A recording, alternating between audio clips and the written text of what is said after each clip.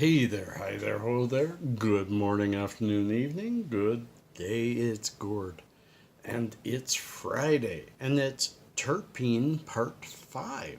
First, we do need to throw it out to the old street reporter Gordy. I threw him out yesterday at the worst of it. We had quite a snowstorm, so let's go talk to him and get right back to you. Not sure why that guy would send me out in this kind of stupid Hey y'all, it's Gord, your hurtin' hippie, and where am I? I'm in the land of sleet and snow. Yeah, Gordy sent me out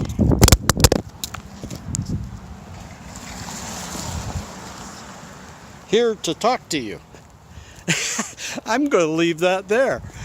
Sent me out here to talk to you about what kind of the day Thursday was, because he's putting this up on Friday. And maybe you can't see it, but it is sleeting. It is snow and rain together, and it's only about 4 degrees. Not bad compared to January, February, and March, but April, you can do better than that. I'm sending you back to that jerk of a boss of mine, Gordy, the hippie, that just sits inside in his nice little warm studio.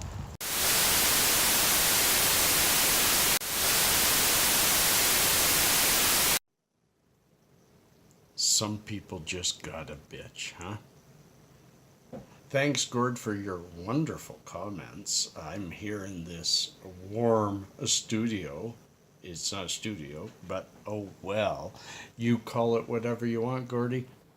Peace and cheers, friends. I hope you enjoyed that. Today we are talking about Linalool. We have already talked about myrcene, limonene, caryophyllene, and now Linalool. Linalool. Neat names, but this one is quite a bit more medical, helping. It's synergistic cannabinoids, or CBD, THC, THCV, and CBDV. It helps with, it's an anti-anxiety, it's a sedative, pain relieving, and anticonvulsant. I did not know that. I'm learning as we go along. Linalool has a lot of properties. Now, I printed some stuff because, yeah, I got to read it. I've read it 2 or 3 times to make sure it's in my head, but I'm still going to need to read it. As well, my silly, between Leafly and the printer, some things disappeared. Weird printing. Anyway, Linalool is a terpene that is found in hundreds of plants, but let's talk about it. It's not specific to cannabis. Its characteristic lavender and pineish spiciness scent is common to over 200 plants. It's so common that even those who don't use cannabis consume up to 2 grams of Linalool every year. It's no big deal. It's an excitive, I'm not sure if that's a word, but it's one of those properties that comes in our body and we don't store it. We let it go. We use it and let it go. It doesn't accumulate like the cannabinoids that get stored in your fatty tissues or in the body and the brain. Page 1 down. Has a whole bunch of therapeutic benefits. Now, this goes really deep into it, but it is antimicrobial, antimicrobial, and gives potential therapeutic use in people. Sometimes the words don't come. It might have been used as an early antibiotic. There's thoughts of that for a long time ago, and it has been used in traditional medicine practices for its anti-epileptic properties and for its sedative properties. Mice exposed to Linalool showed decreased anxiety and decreased depression-like behaviors. That's kind of interesting to know. It makes your immune system more resilient to the destructive effects of stress. Stress causes a shift in the distribution of the white blood cells. The percent of lymphocytes decrease and neutrophils increase. In rats, linalool prevented this shift, and in doing so, prevented stress-induced changes in rats' DNA was expressed. Interestingly, authors reasoned that this protection was mediated by linalool's ability to activate the body's parasympathetic response, which is activated when the body is resting and digesting food, thereby fitting with linalool's anti-anxiety effects. Again, cannabis can deliver some anxiety, but I would bet that those ones that don't have linalool.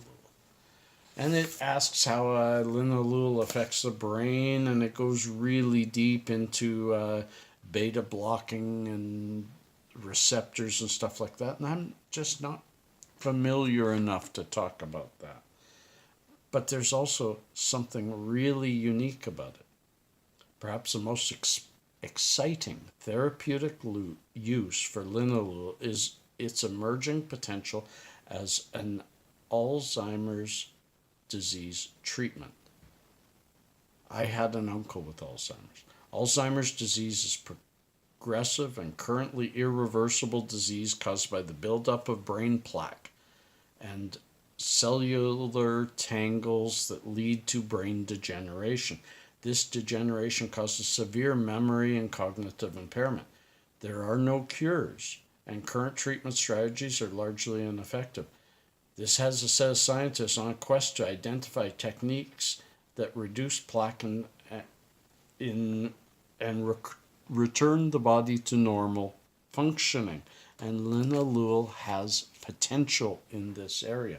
Remember, I'm never saying anything's a cure or anything is X. It's possibly X. Especially, we gotta remember, we're dealing with a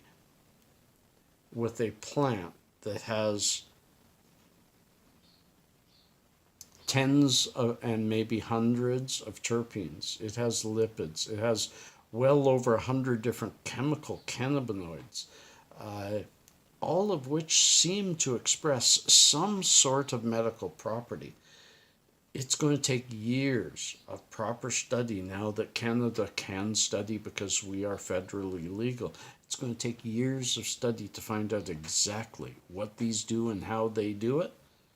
But it's so nice to be getting more and more information. And within 5 to 10 years, it's going to be amazing how we can turn people's health around. We already do.